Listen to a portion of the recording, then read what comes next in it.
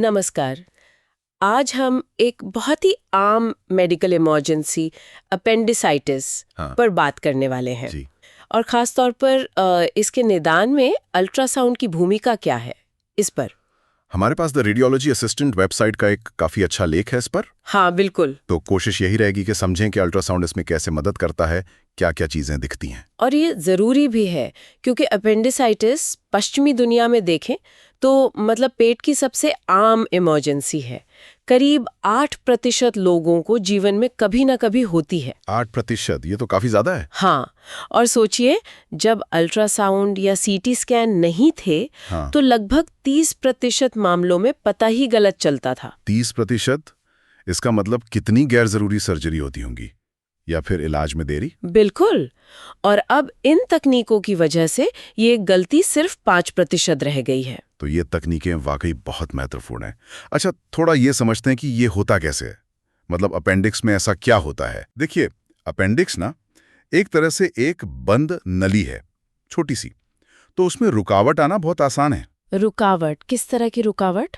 करीब 35% मामलों में तो एक फेकोलिथ होता है, मतलब मल का एक छोटा सख्त टुकड़ा, पत्थर जैसा। अच्छा। हाँ, बाकी 65% में कोई साफ कारण नहीं पता चलता, लेकिन रुकावट हो जाती है। और जब रुकावट होती है तब अपेंडिक्स के अंदर दबाव बढ़ने लगता है। फिर वहां खून का बहाव कम हो जाता है, जिसे हम इस्कीमिया कहते हैं। इस्कीमिया? जी। और फिर बैक्टीरिया पनपने लगते हैं, संक्रमण होता है। और अगर ये बढ़ता गया तो अपेंडिक्स फट भी सकता है, परफोरेशन जिसे कहते हैं। ओह, परफोरेशन! ये तो गंभीर स्थिति हो गई। हाँ, ये जानलेवा भी हो सकती है, पर हमेशा ऐसा नहीं होता। कुछ मामले हल्के भी होते हैं, जो शायद खुद ही ठीक हो जाएं। तो अल्ट्रासाउंड में फिर क्या खास चीजें दिखती हैं जिससे पता चले कि हाँ, ये अपेंडिसाइटिस है? अल्ट्रासाउंड पर अगर अपेंडिक्स सूजा हुआ है तो वो कुछ ऐसा दिखेगा। एक तो वो हिलेगा नहीं, मतलब उसमें पेरिस्टाल्सिस नहीं दिखेगी। ठीक है। दूसरा, उसकी दीवारें मोटी और परतदार दिखेंगी। ठीक है। तीसरा, अगर प्रोब से दबाएंगे तो वो पिचकेगा नहीं, नॉन कंप्रेसिबल होगा। Non compressible? हाँ। और उसका सिरा बंद होगा, ब्लाइंड एंडिंग कहते हैं। आकार सॉसेज जैसा।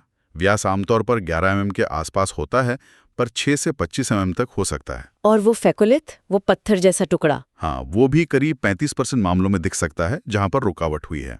पर सुना है शुरुआती घंटों में, जैसे पहले 6-12 घंटे में शायद इतना साफ ना दिखे। हाँ, बिल्कुल।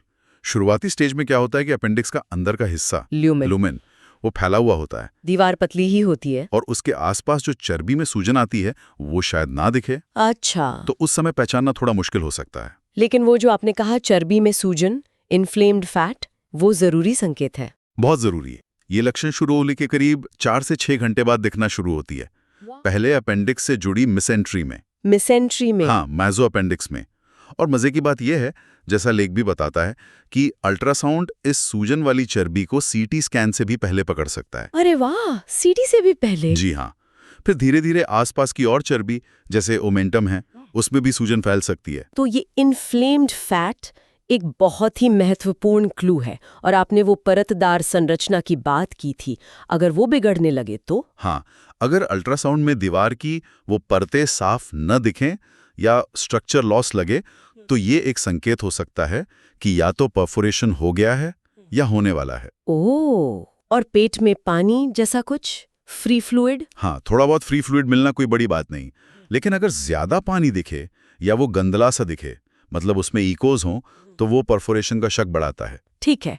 और खून का बहाव, हाइपरवैस्कुलराइजेशन? जी, सूजन की वजह से आमतौर पर अपेंडिक्स में खून का बहाव बढ़ जाता है, जिसे हम कलर डॉपलर पर देख सकते हैं, हाइपरवैस्कुलराइजेशन।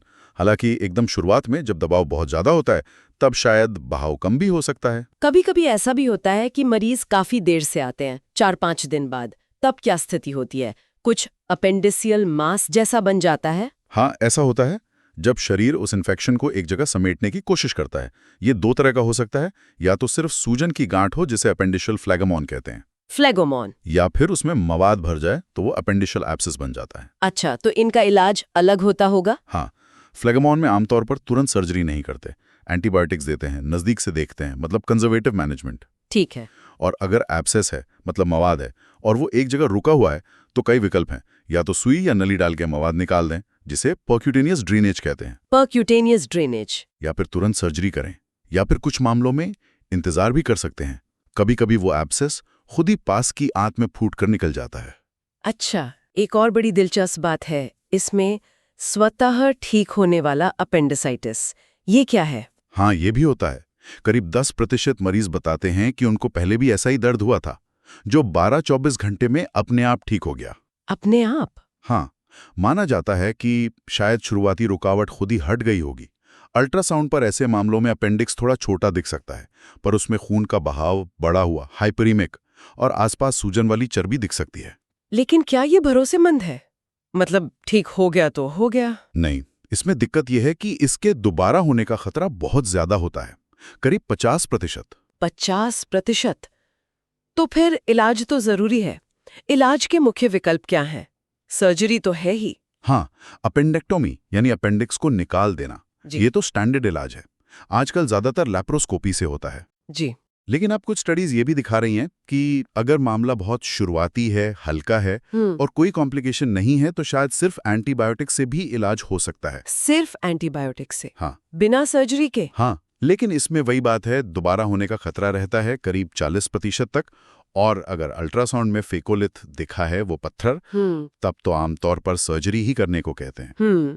तो मतलब ये अपेंडिसाइटिस का निदान उतना सीधा भी नहीं है जितना लगता है। बिल्कुल नहीं। अल्ट्रासाउंड बहुत पावरफुल टूल है, इसमें कोई शक नहीं, लेकिन इसे हमेशा पूरी तस्वीर के साथ देखना चाहिए। मरीज के लक्षण क्या हैं, खून की जांचें क्या कह रही हैं, जैसे CRP, WBC काउंट, और कभी-कभी CT स्कैन की भी जरूरत पड़ सकती है। सही कहा, हर चीज को जोड़कर देखना पड़ता है। जी। और ये जो स्वतः ठीक होने वाले मामले हैं या सिर्फ एंटीबायोटिक से इलाज की बात है, ये वाकई सोचने पर मजबूर करती है। शायद भविष्य में एक बड़ा सवाल यही रहेगा कि हम और बेहतर तरीके से कैसे पहचानें कि कौन से मरीज सिर्फ एंटीबायोटिक से ठीक हो सकते हैं और किन्हें सर्जरी की ही जरूरत पड़ेगी, खासकर वो दोबारा होने वाले खतरे को देखते हुए। हाँ, ये एक महत्वपूर्ण एरिया है जिस पर और रिसर्च चल रही है, और शायद भविष्य में इलाज के तरीके थोड़े और बदलें।